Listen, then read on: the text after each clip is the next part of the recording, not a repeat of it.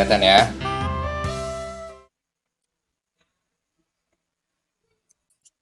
Sudah kelihatan ya. Oke.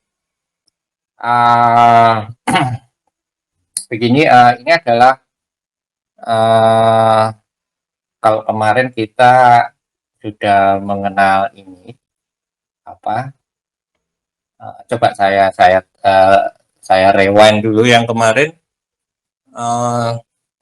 Anda sudah mengenal apa dari satu batuan? Batuan intrusi, batuan ekstrusi, tekstur vanerik, tekstur porfiritik sudah semua. Coba Mbak Bella, apa yang diingat di kuliah kemarin Mbak Bella?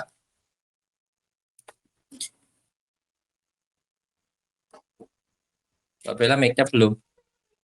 Mbak Bella Leatemia. Nah, Iya Pak. Mbak Bella dari Lombok, dari NTT ya? Dari mana? Dari Ambon Pak. Ambon ya, Leatemia. Ada namanya Boy Leatemia. Gimana Mbak tentang masih ingat nggak kuliah yang kemarin, apa yang bisa diingat ya, tentang yang kemarin?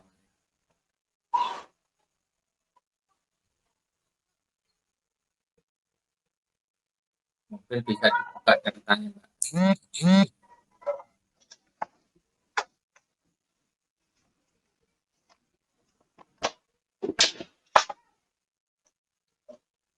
Ataupun catatannya. Iya Pak. Gimana? Nanti saya tampilkan juga di slide-nya. Kira-kira Anda mengenal nggak batuan intrusi itu apa, batuan ekstrusi itu apa, dan tekstur porfiritik misalnya. Nah, coba yang lain juga dibuka, karena itu adalah basic awal untuk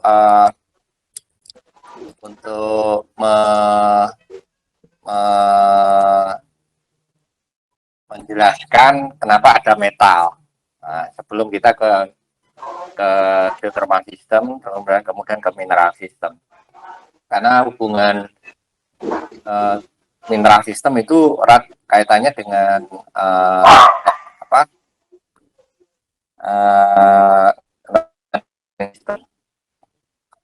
coba di batuan intrusi basic sekali.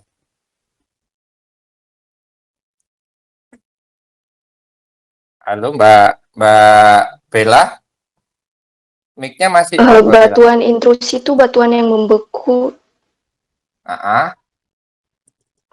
Membeku di mana? Yang mendingin di bawah permukaan. Betul. Jadi batuan intrusi itu adalah batuan yang mendingin di bawah permukaan. Artinya batuan itu somewhere di bawah sini ya.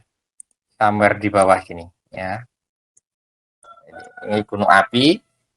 Jadi batuan beku itu adalah batuan yang mendingin di bawah di permukaan. Nah, di permukaan sini. Nah, ini namanya ya. Jadi kalau di konteks ini adalah magma ya.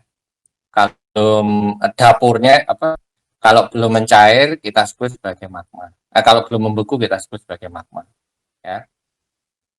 Nah, kalau dia membeku kita sebut sebagai batuan beku intrusi ya. Batuan beku intrusi karena dia posisinya di bawah permukaan. Ini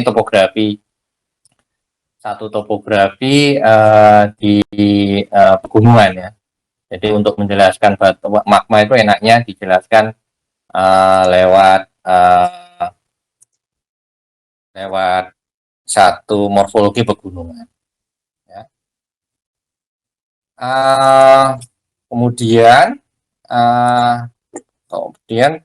kalau batuan ekstrusi ya,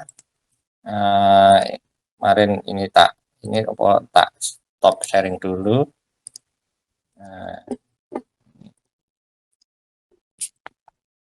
Kemarin kurang lebih ini. Jadi batuan intrusi itu yang di bawah ya, intrusi prop. Kemudian batuan ekstrusi itu ada di atas ya, di atas ya. Jadi batuan intrusi itu ciri-cirinya adalah karena dia mendingin pada suhu yang masih tinggi, mendinginnya lambat. Kita sebut sebagai slowly cooling. Ya, slowly cooling. Ya.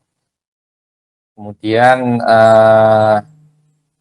akibat efeknya adalah kristal-kristal itu kristal mineralnya akan terbentuk sempurna. Kristal mineralnya akan terbentuk sempurna atau kita sebut sebagai iohedral.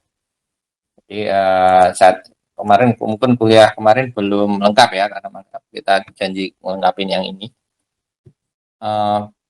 Jadi seluruh batuan intrusi itu ciri-cirinya adalah kristal mineralnya terbentuk sempurna atau bentuk iohedral dan besar. Besarnya itu seperti ini. Nih. Nah, nampak dengan mata. Ya, yang biru-biru itu. Yang biru-biru.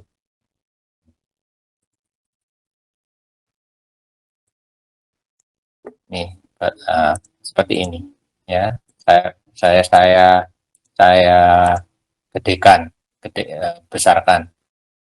Dan ukuran kristalnya itu nampak oleh mata. Itu yang penting. Ya. Wujud batuannya gimana? Wujud batuannya adalah kayak ini. Di sebelah kiri ini. Ini adalah batuan granit. Diorit. Ya, ini adalah batuan atau granodiorit. Banyak orang menyebutnya kalsit. Ya, pokoknya dia family granite. Ya. So, nampak dengan mata karena ini tutul-tutul. Kalau kita gedein ini tutul-tutul. Nah, ini tutul-tutul yang hitam, nampak yang yang grey nampak, yang putih juga nampak. Jadi dan ini di cross pakai mikroskop dia nampak juga kristalnya, bentuk kristalnya adalah runcing-runcing begini. Ini batuan intrusif atau tekstur iohedral. Teksturnya vanerik. Ini teksturnya vanerik. Tekstur vanerik. Terus bentuk kristalnya tadi itu iohedral. Ya, bentuk kristalnya tadi bentuk kristalnya iohedral. Ya, kristal mineralnya terbentuk sempurna yang kita sebut sebagai iohedral dan besar. Dan ukurannya terlihat dengan kasat mata. Ya, mata. Itu adalah ciri-ciri batuan intrusi.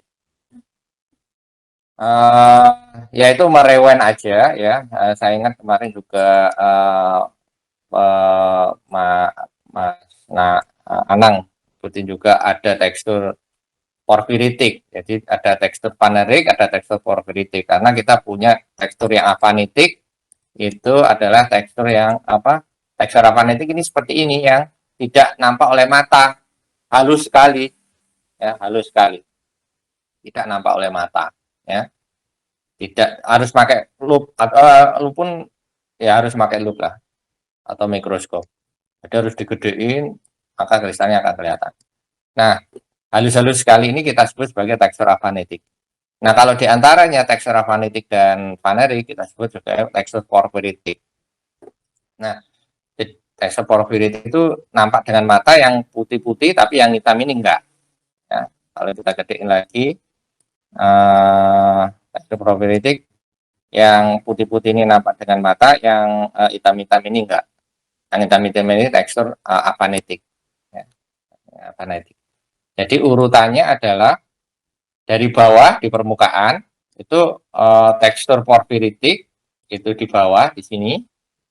Kemudian di atas paling atas ini tekstur avanitik. Kemudian di tengah-tengahnya di sini kita sebut sebagai tekstur porfiritik. Porfiro avanitik berarti dia lebih dangkal di sini ya. Porfiro avanitik dia lebih dangkal. Kemudian porfiritik tekstur atau paneroporfiritik. Paneroporfiritik.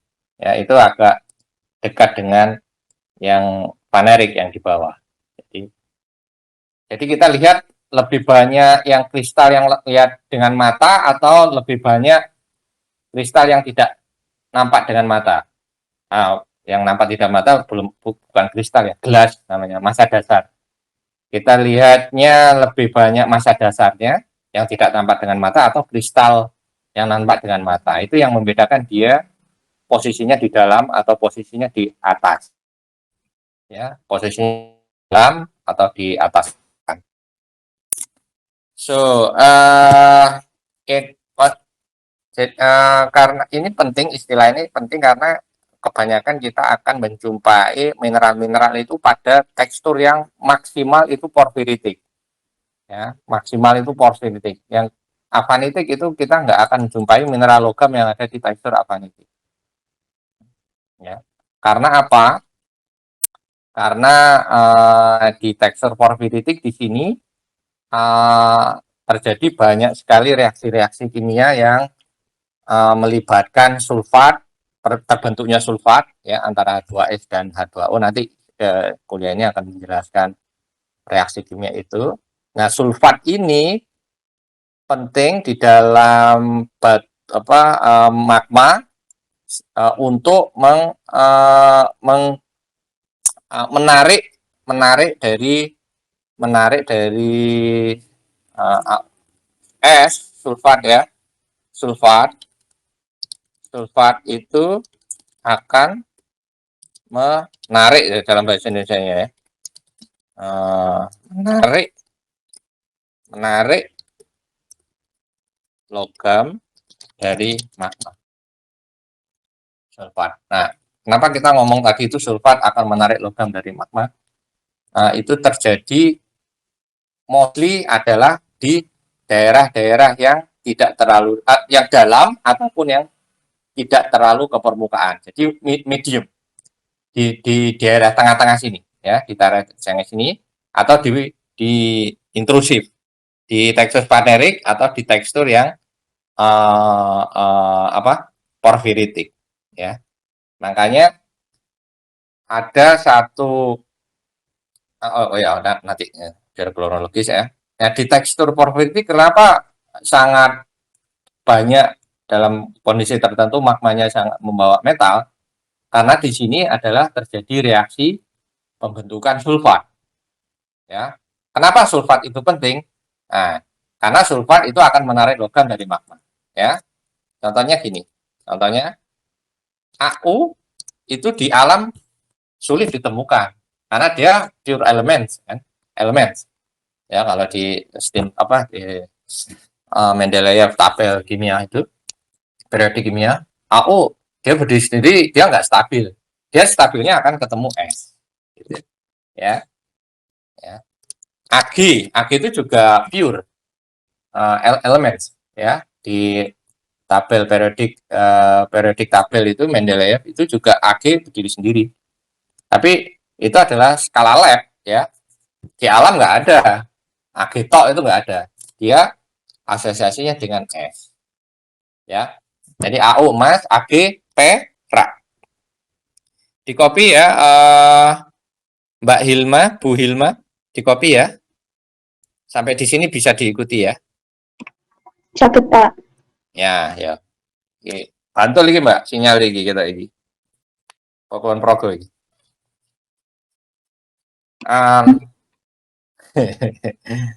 AOS dan AGS. Misalnya lagi PB itu timbal ya.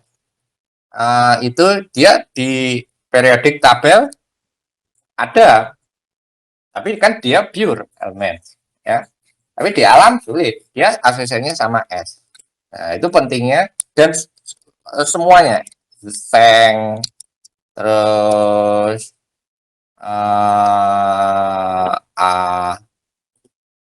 APB, Zen S, SN, ya, Stipnit, nah itu. Terus CU, SA. Kalau SN ini agak jarang. CU, tembaga, ya. Itu selalu dia berasosiasi dengan sulfat. Nah, sulfat sendiri itu dia tidak minimal terjadinya itu di daerah tengah-tengah di sini, tidak terlalu dangkal. Kalau di atas sudah tercampur dengan air permukaan ya, jadi dia kadarnya kecil. Udah metal udah terbentuk, udah ada di sini. Cuma kita kan cari apa, sumbernya metal itu di sini lebih gede kan. Kalau ke atas kan cuma keluarnya lewat rekaan-rekaan yang kecil gitu ya. Kalau sampai permukaan itu jarang. Metal-metal itu karena dia keluarnya keluar yang kecil-kecil apa lewat rekaan-rekaan yang kecil. So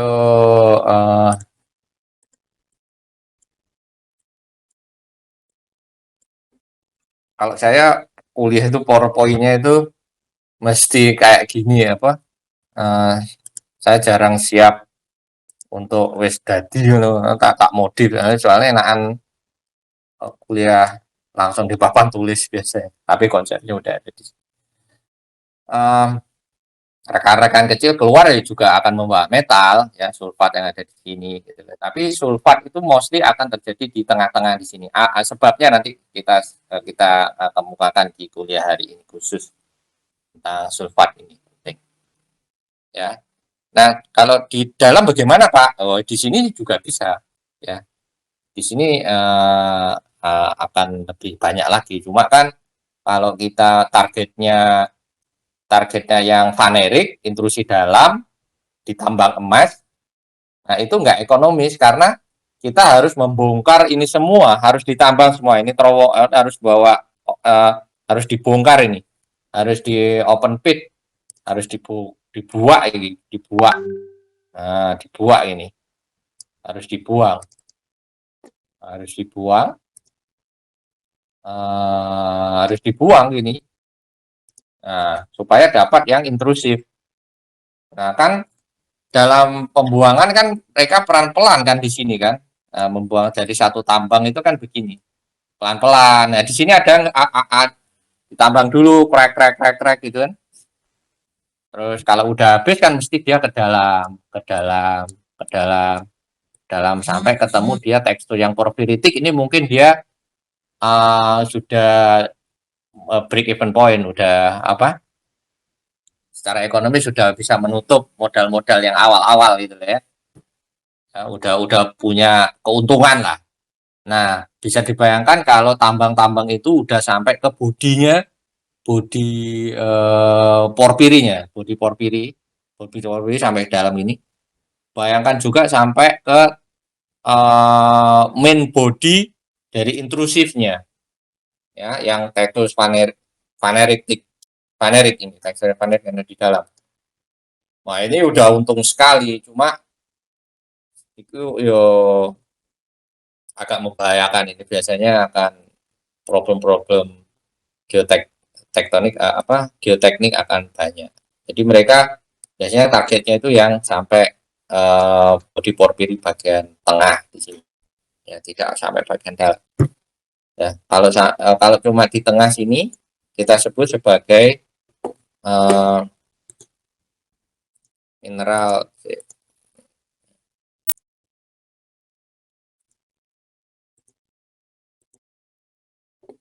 Kalau di sini kita sebut sebagai, jika logamnya ada di atas ya, epi itu epithermal, epithermal ya, epithermal. Jadi ada di sini epithermal ya, epithermal ya. Jadi sistem epithermal itu adalah sistem mineralisasi yang atau ditemukannya logam kepada level yang dangkal, epithermal. Hal yang di bawah kita sebut sebagai porpiri, tipe porpiri. Karena apa? Karena teksturnya porpiri, ya. Teksturnya porpiri. Ya, ini epithermal, ini porpiri. Jadi di sini bodi porpirinya di sini. Nah, yang atas ini porpiri ujung-ujungnya lah. Bodinya itu ya di intrusif di bawah. Nah, itu praktisnya akan ke sana ya. Cuma penjelasannya adalah sebagai berikut ya. Jadi kalau kita ngomongin mineral itu tidak lepas dari proses geotermal. Ya, jadi apa yang ada di mineral yang kita temui yang sekarang itu adalah sebenarnya adalah mineral yang ada di permukaan, di tambang, Grasberg dan lain sebagainya. Itu tidak lepas dari apa yang kita temui sekarang itu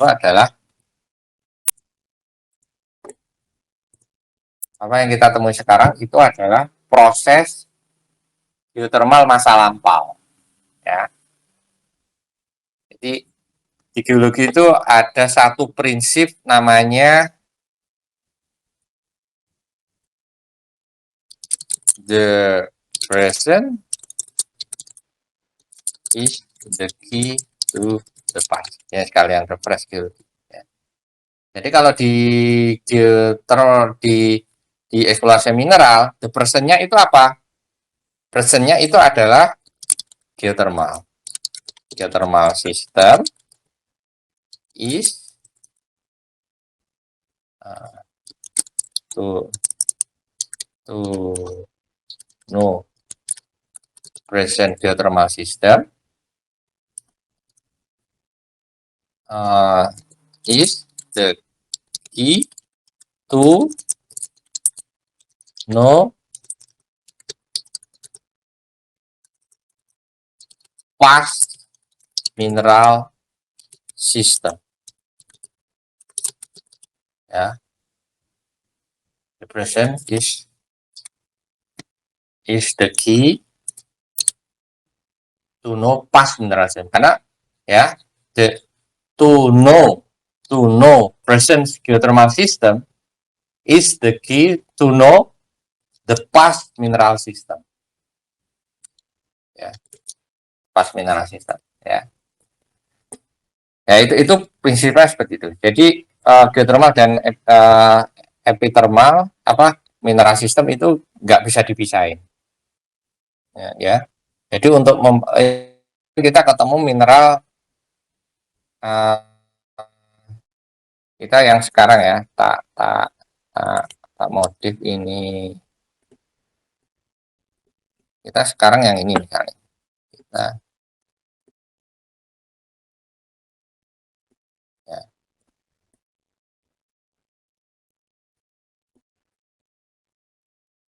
Ini ngomongin yang sekarang. Ini bukan thermal manifestation. Lokasi ditemukannya mineral ekonomis. Itu apa?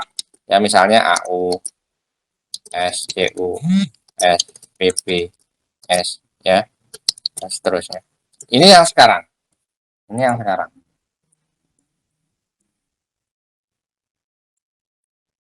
Ini yang sekarang ya. Ini yang sekarang. Ditemukannya kayak gini. Kenapa saya buat datar? Karena sudah tererosi. Ya.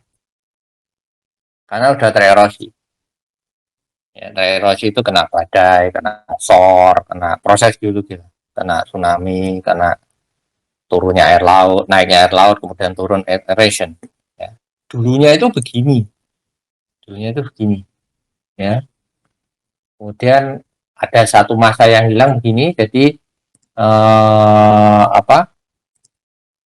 sebenarnya ini ada patahan di bawah, ini ada patahan, ya, ada patahan, ada korok, ada satu korok, ada korok yang menghubungkan dengan satu yang menghubungkan dengan magma yang ada di dalam. Ya. Ini dulunya kayak gini. Ini dulu. Yang ini oh,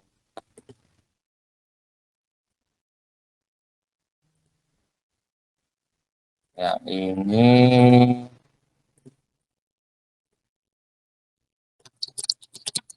sekarang ya. Ini sekarang. Nah, dulunya itu kayak gini. Ya, dulunya kayak gini. Nah, yang sekarang ini udah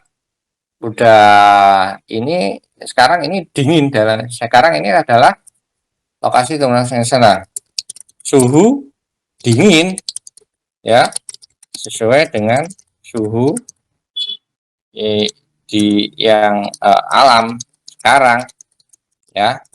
Misalnya di luar di gunung itu ya 18 derajat ya, 18 sampai 22 derajat atau tergantung lokasinya. Kita temukan di gunung, di hutan 18 ya. Kan kita temukan mineral-mineral logam di sini. Padahal kita ingat ya, remember Profesor Oksan biasanya ngomong gitu. Ingat, kita harus ingat bahwa suhu terbentuknya mineral itu bisa mencapai 1200 degree Celcius ya. Dan sekarang udah dingin, nah, berarti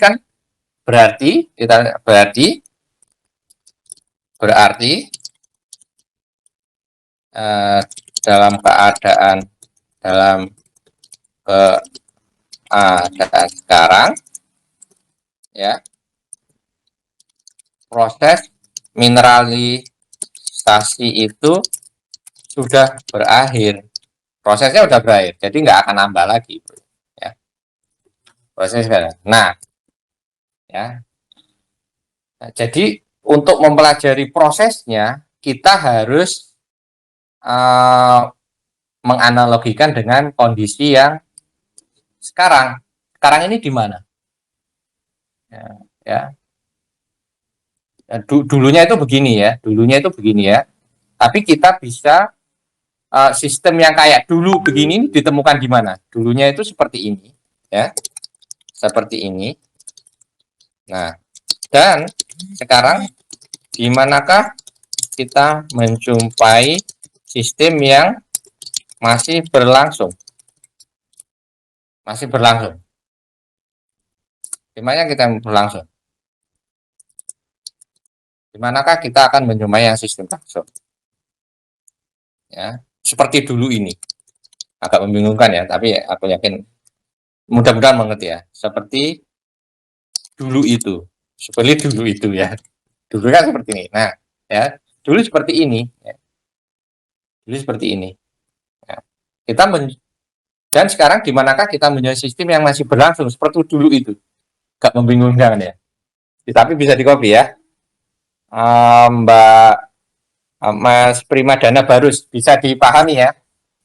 Dulu itu seperti ini ya, cuma kita mau memahami keadaan yang dulu itu bisa di sekarang itu di lokasi mana gitu.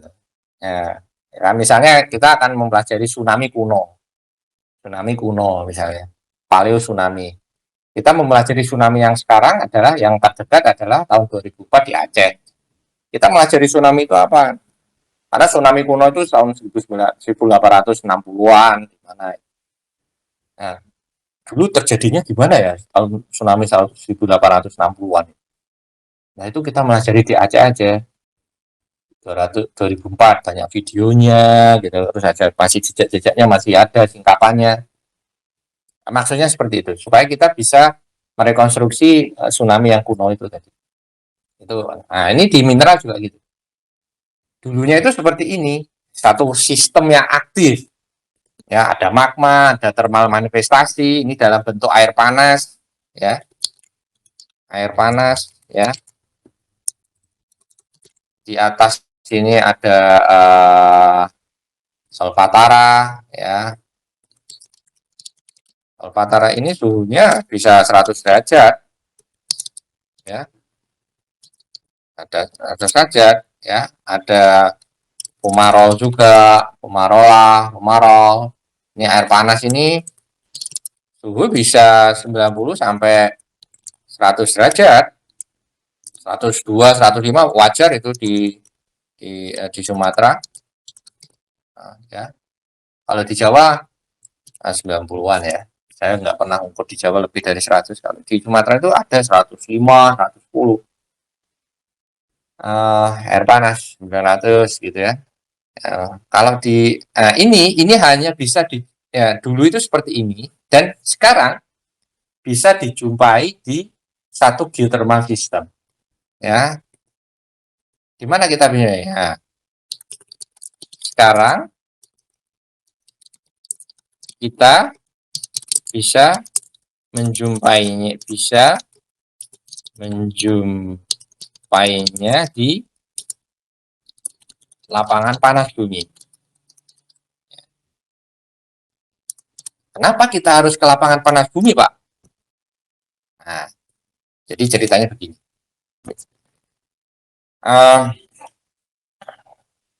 Ini recently aja ya, tahun mungkin 1980-an, 1985. Nah, kita ada seorang peneliti namanya Kevin Brown, Profesor Kevin 1985. Kalau nggak salah ya, tahunnya kurang lebih lah. Saya pernah ketemu orang ini, namanya Profesor Kevin Brown. Nah, beliau itu meneliti Kevin Brown, kemudian ada juga 1994-an lah namanya Stuart Simon. Kalau saya yang lebih tua saya nggak tahu. Yang update banyak, tapi yang fenomenal dua orang, Kevin Brown, Stuart Simmons ya tahun. Beliau itu meneliti satu geothermal system begini, ya, kemudian dia mengambil satu cairan dari sumur ya, kedalaman 2000 meter.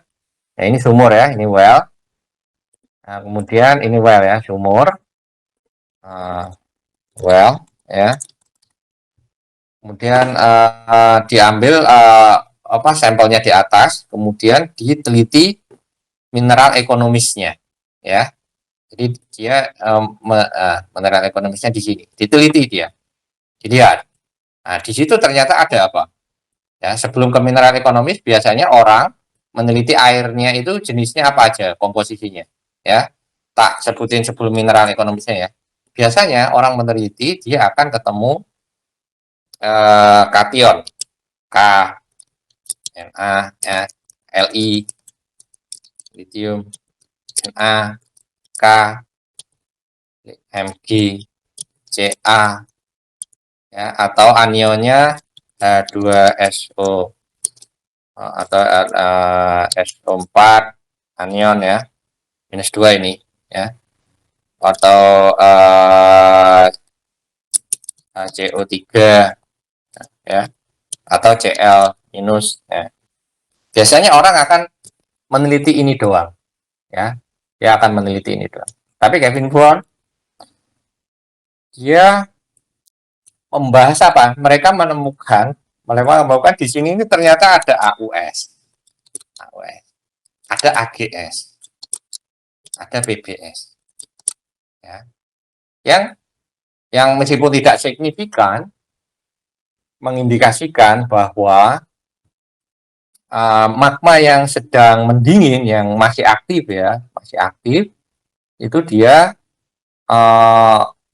pembentukan logam-logam itu masih bisa dimonitoring. Ya, masih bisa. Berarti ya karena kita mengikuti the present is the past, bahwa apa yang terjadi sekarang itu adalah terbentuknya AU, pada satu geothermal system yang masih aktif. Jadi dengan mempelajari apa yang ada sekarang ini, kita bisa menjelaskan, ini dulu, berarti prosesnya kita udah bisa tahu dipelajari. Ya, salah satu prosesnya adalah kenapa ada mineral-mineral di sini dengan distribusi tertentu adalah, salah satu prosesnya adalah pertama proses mineralisasi itu jelas butuh high temperatur, ya. Kemudian butuh suasana keasaman tertentu, ya. Bisa jadi dia sangat asam atau kita sebut sebagai high sulfidation, atau dia low sulfidation. Ya, karena itu tadi alasannya dia mengikat es mengikat logam karena tertentu high temperatur. Jadi syarat mineralisasi dari kesimpulan dua orang ini adalah high temperatur, ya. Salah satu banyak juga sih, misalnya ada yang lain, misalnya ada oxygen fugacity kayak gitu, kayaknya sangat minor tapi yang penting lah, ya. Tak sebutin sini misalnya oxygen fugacity oxygen fugacity, ya. Fugacity oxygen oxygen.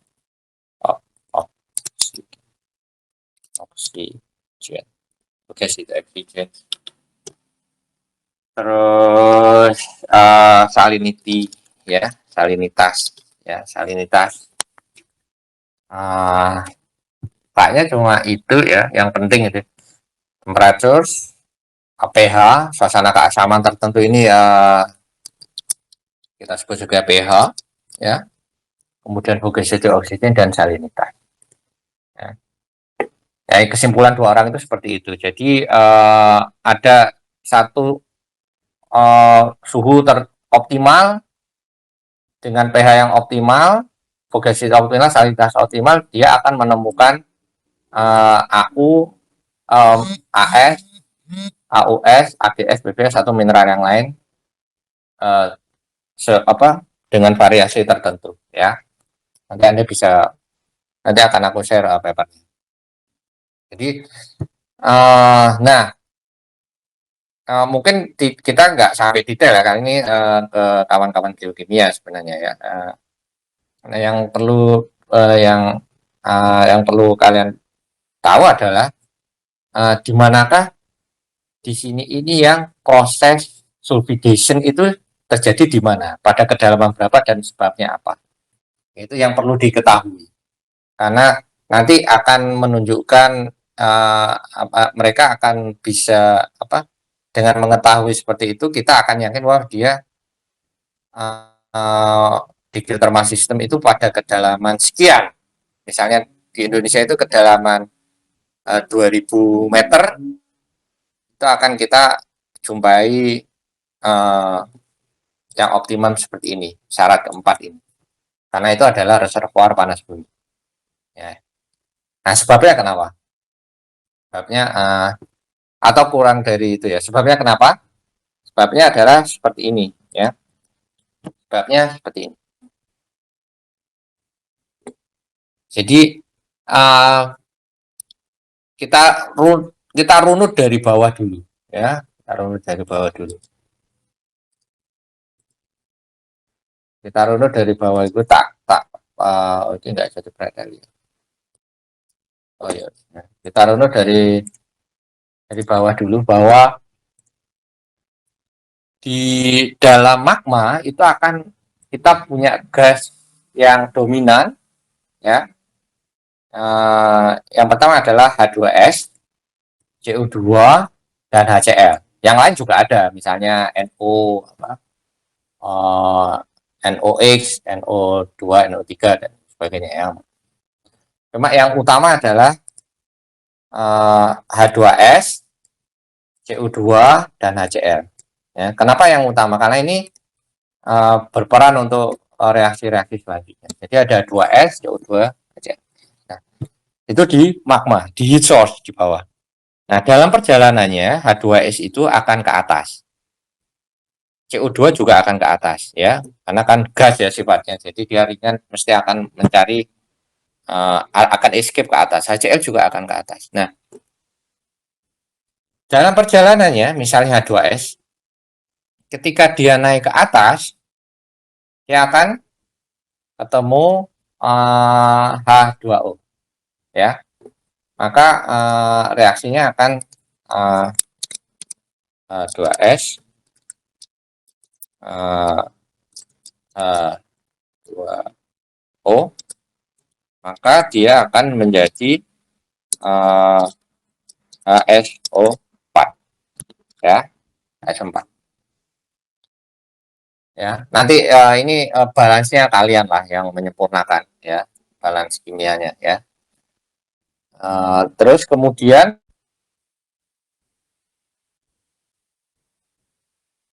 pH-nya berapa? H2S ini, SO4 adalah pH-nya 0 sampai 3, ya. Ini atau pH-nya pH.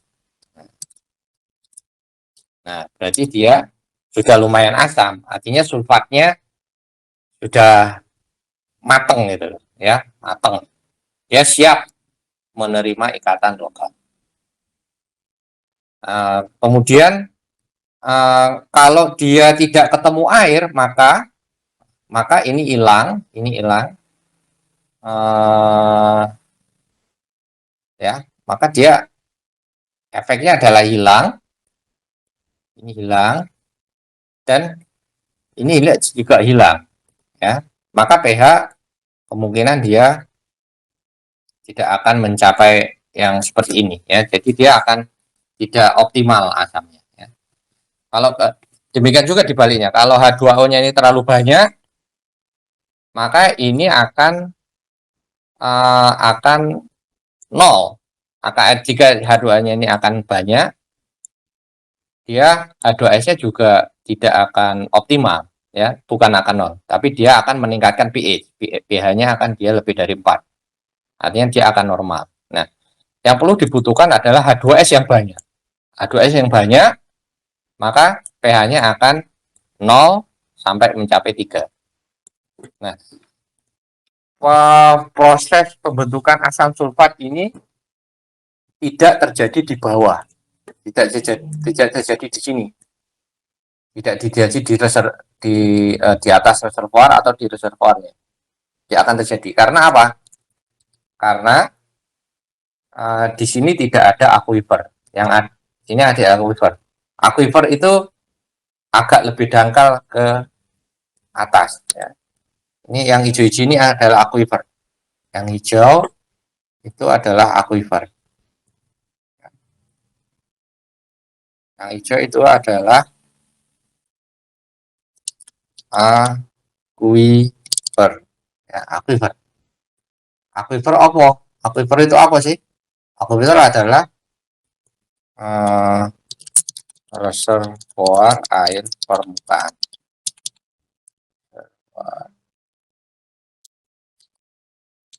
Reservoir air permukaan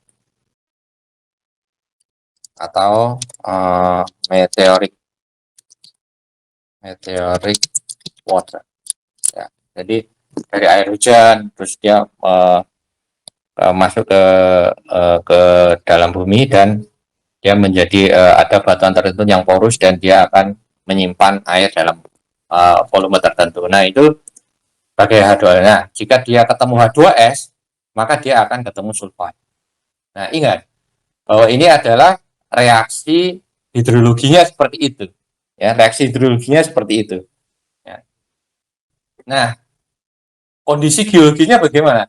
Nah, kita harus ingat tadi itu bahwa kondisi geologinya adalah pada level yang tidak terlalu dangkal dan tidak terlalu dalam, kita akan jumpai satu intrusi dengan tekstur porfiritik.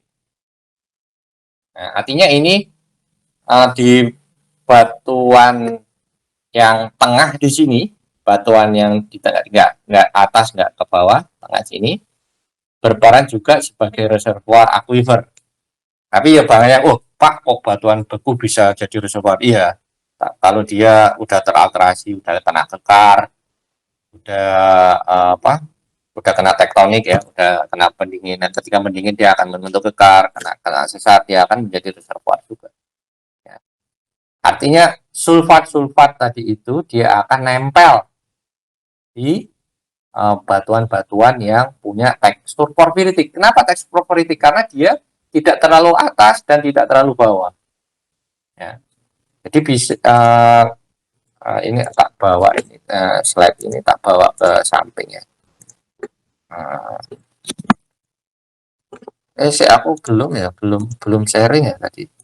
Ya gini. Jadi, ya tak bawa ini.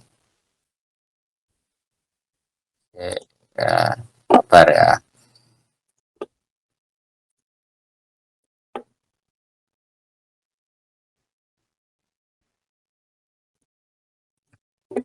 Ya, bisa dilihat sekarang ya. Jadi apa yang ada tadi itu yang di atas tadi itu dia terbentuknya sulfat itu ketika dia H2S ketemu akuifer. Nah, pas di sini ini tekstur batuannya apa? Tekstur batuannya adalah tekstur porfiritik. Ya, bisa dikatakan bahwa tekstur batuan porfiritik ini sebagai reservoir akuifer.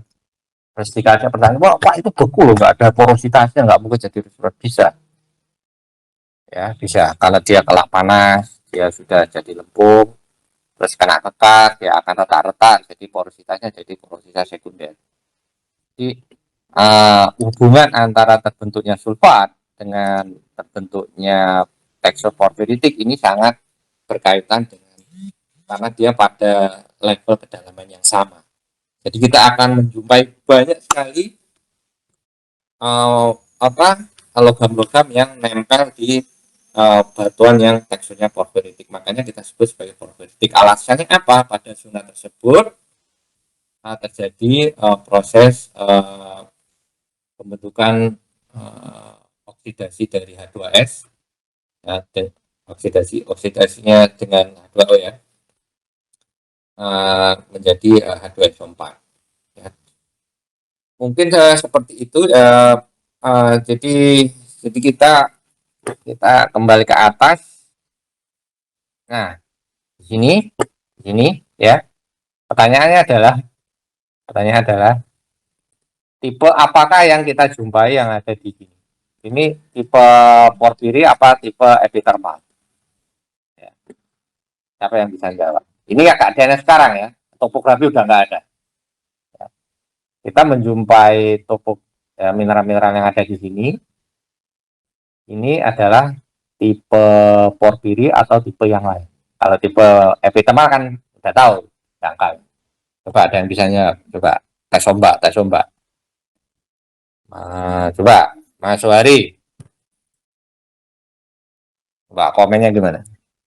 Jadi Pak, porfiri nggih Pak? Porfiri ya, karena ada satu masa yang hilang ya. Puncaknya kan round ya. Puncaknya kan nggak ada ya. Puncaknya kan harusnya di sini. Puncaknya ya.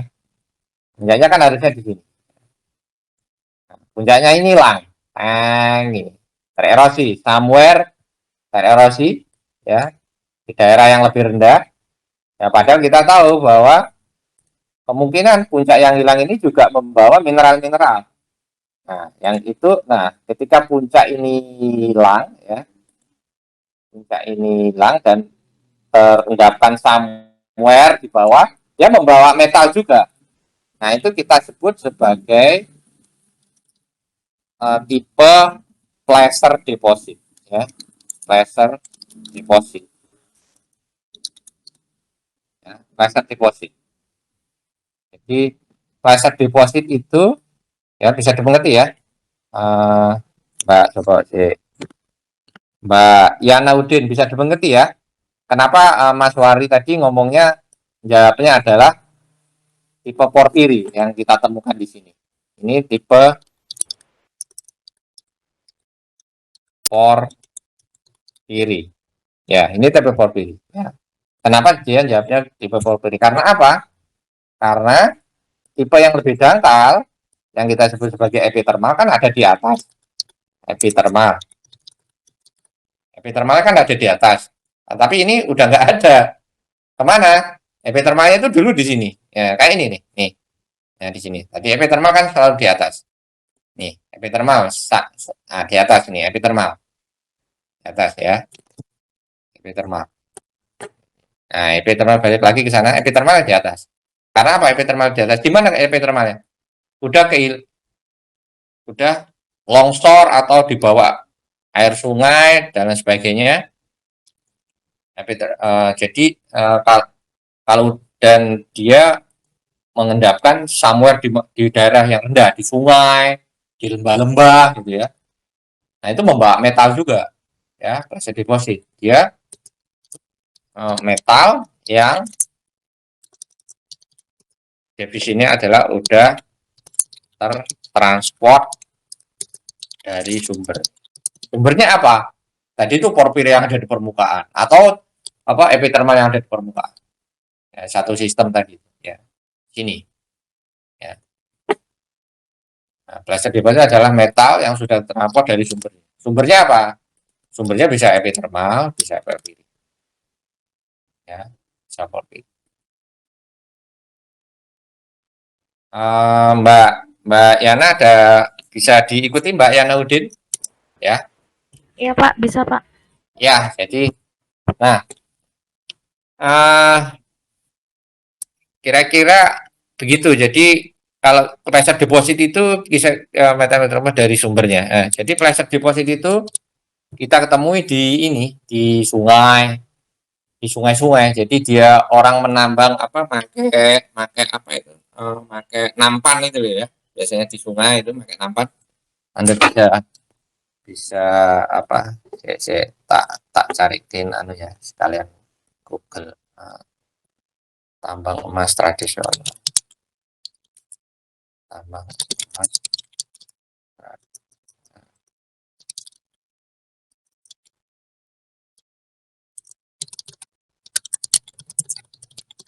ya.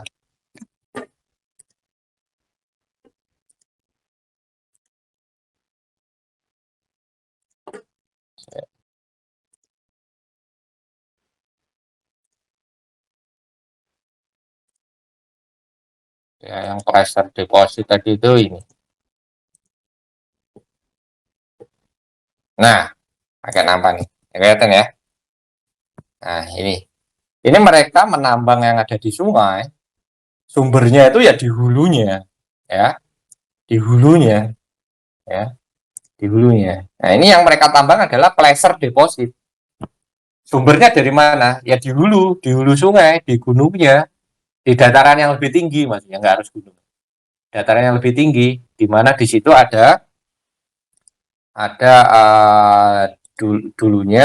dulunya adalah satu volkanik atau ya volkanik yang membawa mineral-mineral yang ada di permukaannya, ya permukaannya kemudian tererosi, ya tererosi somewhere hilang, ini ada massa yang hilang, kerucut tadi terus dia ke sungai. Nah, ini pressure deposit. Nah, yang pressure deposit ini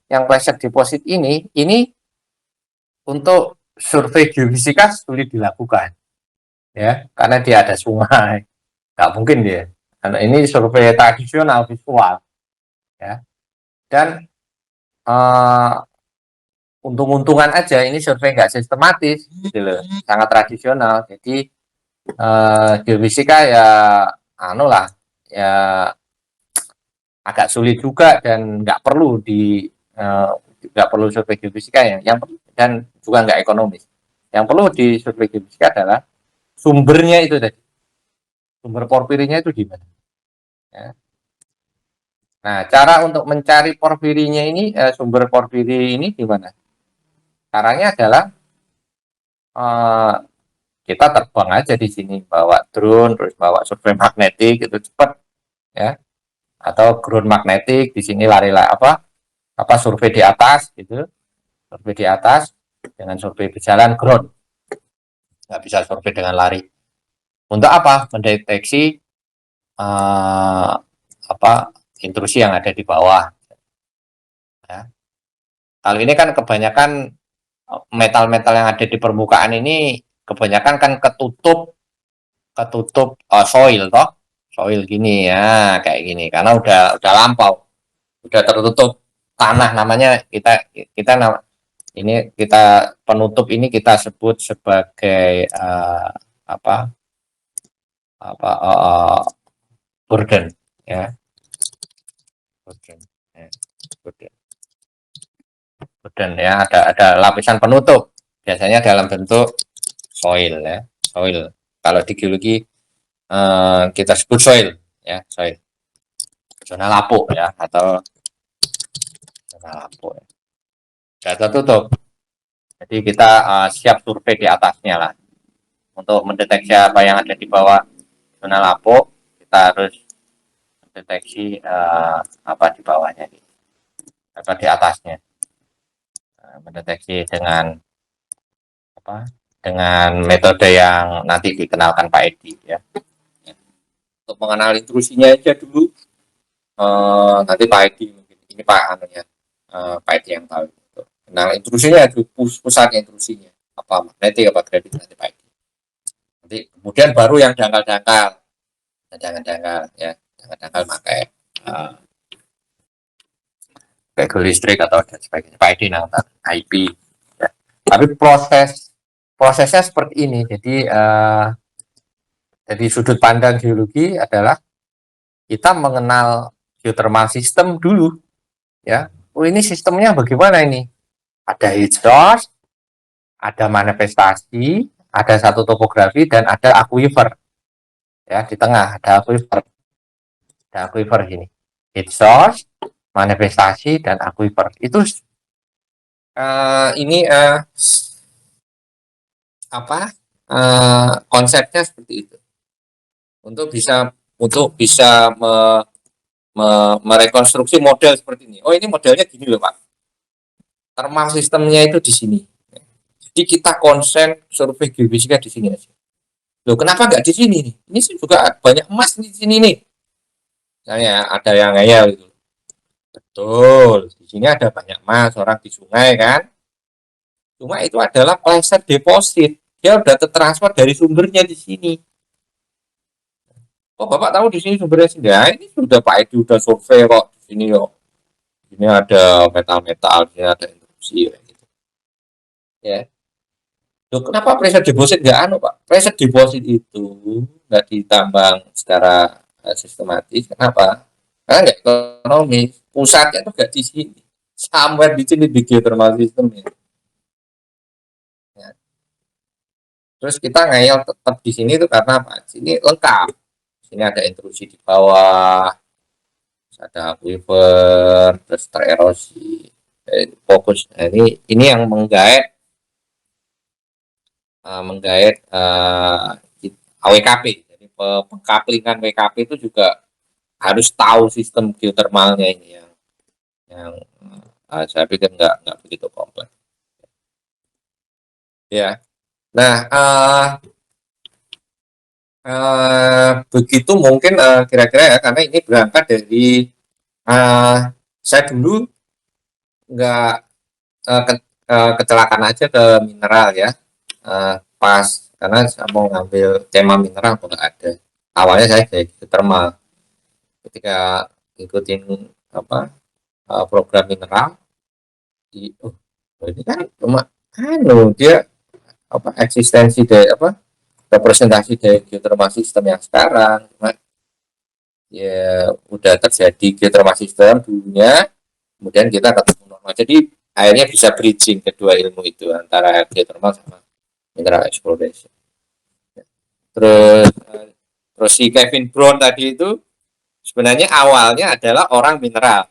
Kevin Brown dia terjun ke geothermal. Terus kalau Stewart itu awalnya orang mineralogi, orang geothermal, terus terjun ke eksplorasi. Orang mineral juga, orang mineral eksplorasi emas, kemudian terjun ke geothermal, kemudian terjun ke mineral lagi. Jadi message saya adalah dua ilmu ini nggak bisa dipisahkan, antara geothermal dengan mengetahui geothermal system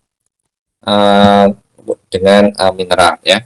Dan di geothermal system itu ada khusus ya, geothermal system ini di geothermal system baik di zona tengah di mana ada manifestasi, ada air panas, ada air kemarau ya, itu bisa disebut sebagai zona upflow. Zona upflow itu sesuai dengan kaidah kita itu tadi, pusat mineralisasi, bahwa di situ adalah pH-nya rendah, kemudian banyak S2, S4, dan juga ini tambahan klorida ya. Klorida ini HCl tadi ini dari bawah sini ya, dari bawah, komponen dari bawah dia naik ke atas. Artinya kalau kita ketemu klorida berarti kita itu dekat dengan heat source ya. Tepat di bawah kita itu bisa, bukan tepat, bukan dekat, tapi tepat di bawah kita itu heat source kalau kita punya tipe klorida. Kemudian HCO3-nya less dan temperatur almost boiling, yaitu almost boilingnya 198, 95. Dan itu di geothermal kita sebagai zona upflow. Karena zona outflow-nya ada di kiri kanannya, temperatur lebih berkurang, less boiling ya. Nah, di mineral seperti itu tadi ya. Kita akan jumpai mineral-mineral yang banyak di sini di tengah, di zona outflow tadi itu ya. Ini center of, kalau ini udah nggak bisa di geothermal system, center of mineralization ya. Atau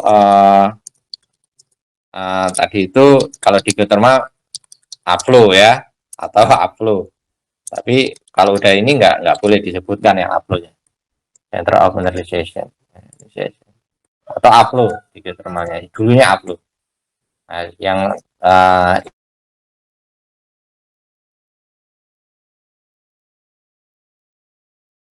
ada sedikit kalau zona peripheral.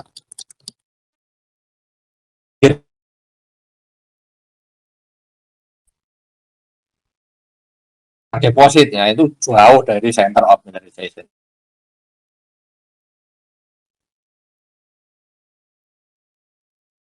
Ini ya epitermalnya, ini ya epitermalnya hilang karena kesini ya, epitermalnya hilang karena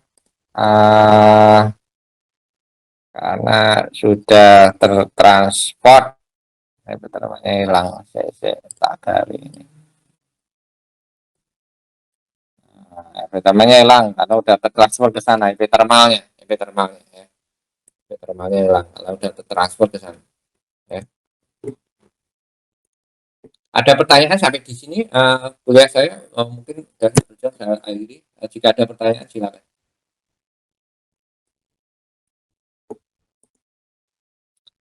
Oke, kalau nggak ada, ini nggak semuanya hadir, si Ana nggak hadir. Oh, yo, Mas Hari, yo, silakan. Hadir, Pak.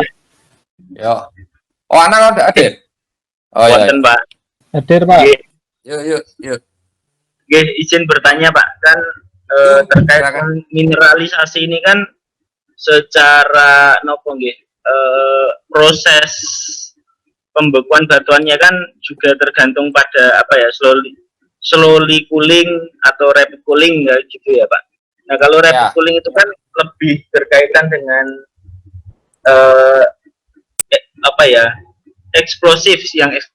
Nah, yang slowly cooling itu kan yang intrusif. Nah, yang intrusif itu slowly coolingnya itu seberapa slow atau seberapa lama gitu, Pak? Kalau durasi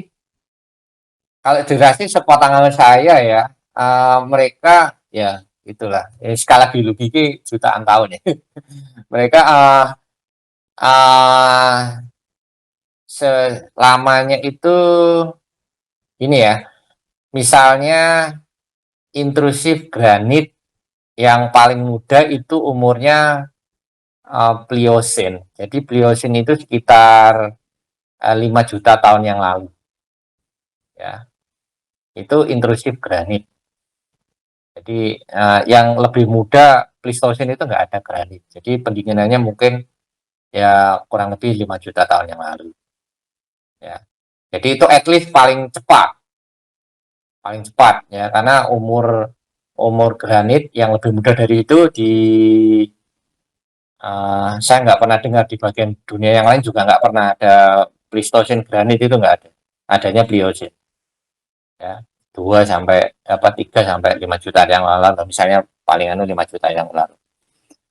Itu mungkin Mas Dari. Kalau yang umur yang vanerik, yang slowly cooling, yang granit yang lama, woi banyak. Ya, yang lebih tua banyak. Yang di kita saya punya sampel itu 22 juta tahun. Ada yang kalau granit yang 60 juta tahun saya nggak punya. Cuma Permian saya punya. Permian 250 juta tahun yang lalu saya punya umurnya. Seperti itu, dia very slowly cooling, tapi saya yakin pendinginnya misalnya 5 juta itu sudah ya minimal lah ya, minimal 5 juta kalau soalnya empirisnya umur granit yang termuda sekian. Tapi granit itu bisa ditemukan wide range gitu loh, wide range. Itu Mas Wari. Problemnya gini Mas Hari. Jadi granit itu kedalamannya berapa? Nah, itu yang masih bukan nggak pasti coba. Yang harus diketahui. Jadi misalnya kita ketemu granit di permukaan. Nah, ini kita harus tahu dulu ini kedalamannya berapa nih. Nah, itu metodenya udah banyak sekali, cuma minimal 5 kilometeran.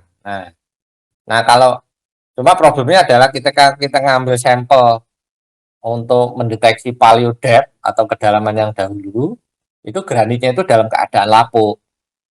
Itu yang nilainya akan muncul kadang-kadang 4,5, kadang-kadang 5 kilo, kadang-kadang 3,8. Itu yang perlu diperhatikan. Jadi solusinya adalah kita kan harus mencari granit yang segar sekali. Karena apa? Karena kalau kita tahu depth, ya misalnya ini slide yang ini, misalnya kita ketemu granit di sini, ya kita granit di sini. Berarti level yang di sini adalah semua 5 kilo, ya. Kenapa 5 kilo? Yang 5 sampai 0 gimana? Nah, overbody-nya kan hilang, ya. Nah, kalau kita ketemu granit sepanjang ini, berarti semua level ini adalah 5 kilo. Nah, kalau 5 kilo, tinggal kita metani. Sebenarnya center of granite itu di mana? Ya, periferalnya itu di mana? Ya, jadi kita akan homogen kalau dia levelnya 5 kilo. Misalnya kita punya sini dari A, di sini dari kiri ke tengah sini level granitnya 5 kilo. Tapi dari tengah ke pinggir sini level granitnya kok lebih dalam ya? Ya. Nah, berarti granit yang kanan dan yang kiri itu akan beda. Jangan disamakan nanti nambangnya. Umurnya beda, levelnya beda. Dua granitnya beda, level beda, umur beda, tapi dalam satu level itu harus aware. Respon fisikanya sama. Granit kok. Cuma granit misalnya dari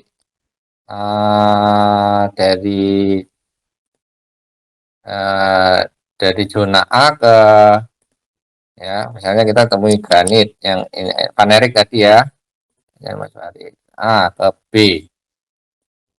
dari A ke B. Nah, itu beda dengan dari B ke C granitnya. Nah, dari B ke C beda. Nah, ini jangan digebiak, ya ini sama-sama granit.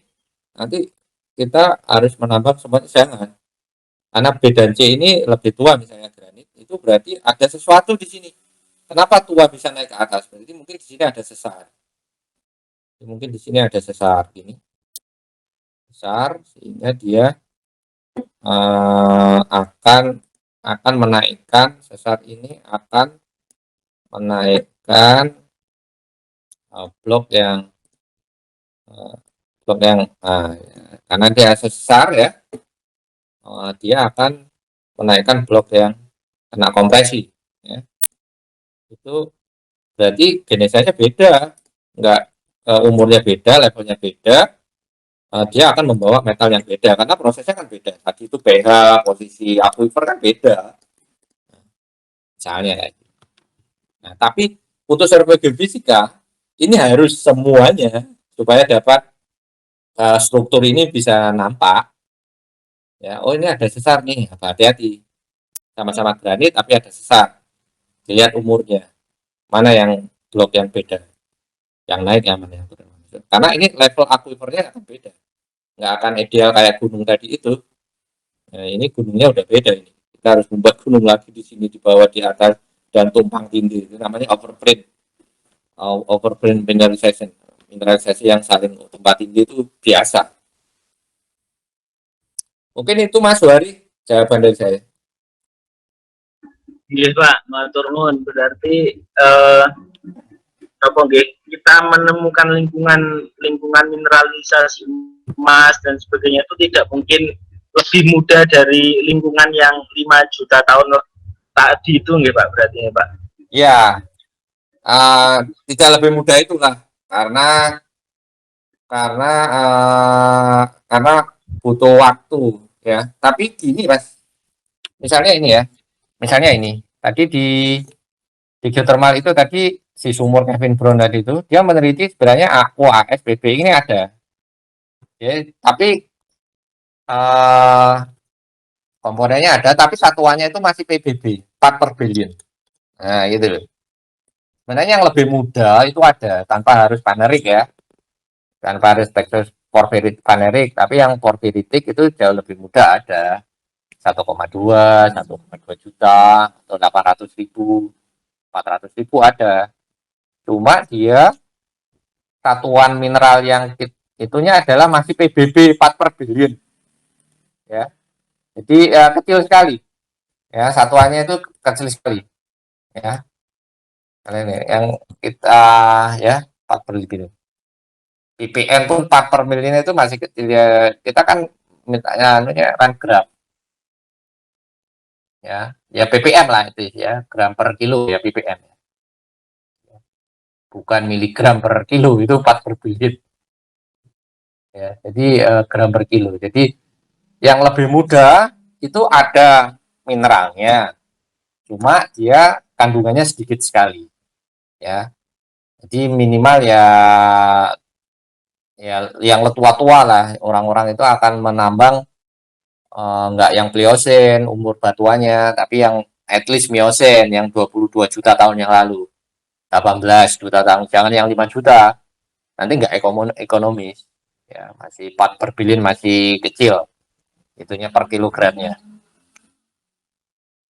ya, bukannya nggak boleh ditambang, cuma nggak ekonomis kan, rugi, sama aja, aku ngomongnya ya nggak boleh gitu ya. Itu Mas Wari, ya. Matur nuwun Pak. Ya, sebagai gambaran ya, tambang-tambang yang di Australia itu umurnya itu udah order miliar. Jadi 2,5 miliar tahun umur batuannya. 1,8 miliar tahun. Udah miliar. Jadi yang saya kasih tahu bahwa saya punya batuan yang dua tiga 2,6 miliar, ya. Saya juga ini saya punya ini batuan nih. Kemarin tak pamerkan lah ya, belum ya, tak video ya ini, tak video ini tak bawa ya, biasanya tak tak tak tak taruh di rumah sih biasanya. Kelihatan videoku ya, ya. Iya Pak, kelihatan Pak. ini ini ini ini adalah bukan emas, emasnya nggak tak bawa, ini adalah kimberlite. Jadi kimberlite itu batuan volkanik yang meletus bukan karena magma dangkal, tapi dia magma dari Moho, kedalaman 30 km, 40 km dari. Dia nggak membawa emas, tapi dia membawa apa? Yang lebih mahal dari emas. Dia membawa apa? Intan. Coba intan. Ini adalah Kimberly, dia membawa intan. Ini umurnya 2,8 miliar tahun yang lalu. Saya kupo ini. Ini seperempat ya. 3/4-nya tak simpen. Kalau mau kaya dibongkar ya, keluar intannya ini. Tapi nggak punya sampel buat praktikum. Ya. Jadi semakin tua itu semakin tua dia akan akumulasi mineralnya itu akan semakin banyak gitu loh.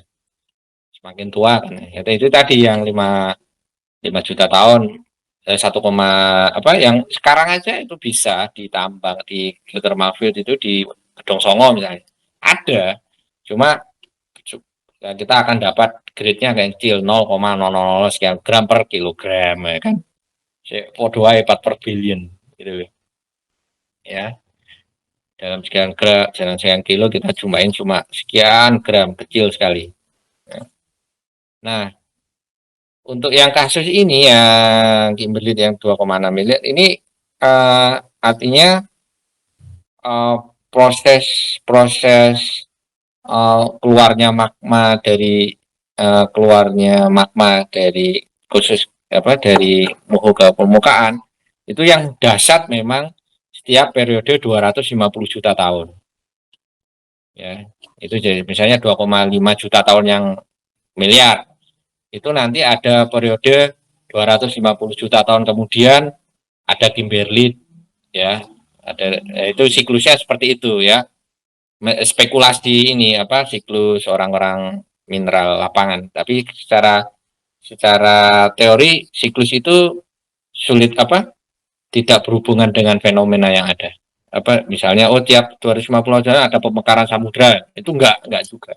Tapi ditemukan ketika kelipatan 250 juta tahun itu dia akan ada Kimberly besar sama gitu loh. Itu juga masih belum terpecahkan. Misalnya seperti itu. Nah, kembali ke porfiri tadi, porfiri yang di Grasberg di mana di Papua itu juga ada yang besar umurnya sekitar Kretasius 140 juta tahun ya. Oke deh, mungkin kira-kira seperti itu teman-teman semua.